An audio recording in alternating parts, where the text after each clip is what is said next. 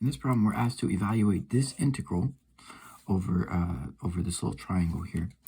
And keeping in mind that what that really means is like we would have a little triangle and then some kind of a function that represents this as like f of x here. And this is the area that we would have, and it'll create some kind of like some kind of a volume here.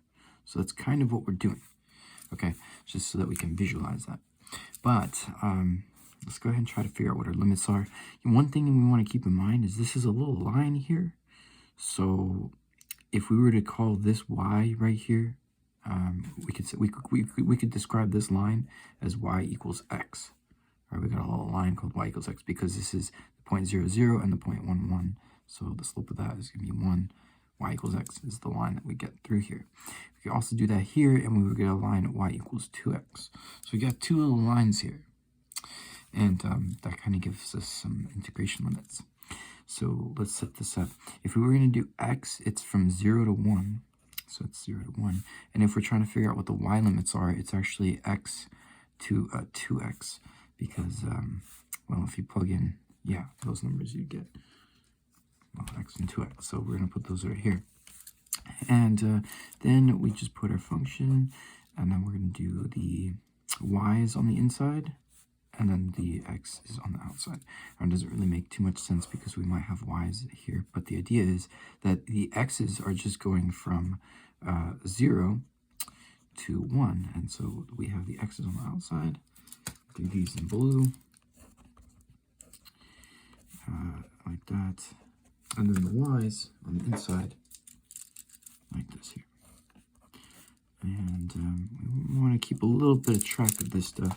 I'm not going to touch that one, but this one here instead. Just keeping track of all this.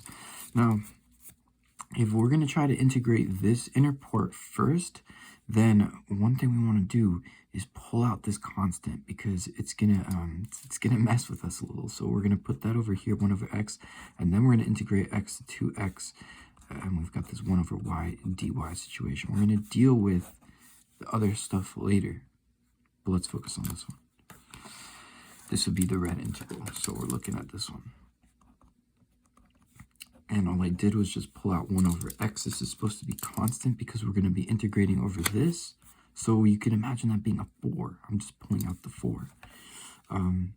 So we integrate this over y. It's going to be ln of y. And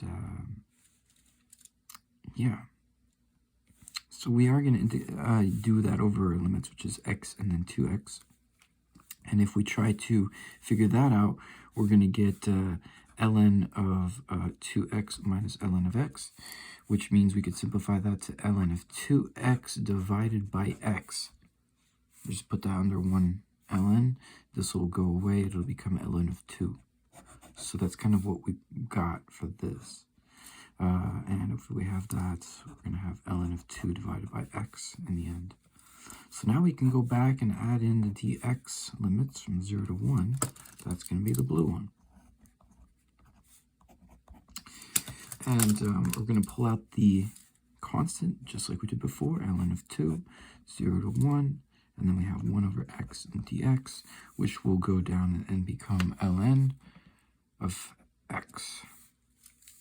We're going to go from 0 to 1, and whatever we get there, we have to multiply by ln of 2 later.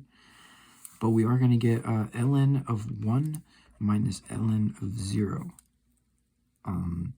And if we were to figure that out, this would be 0 minus, this is negative infinity.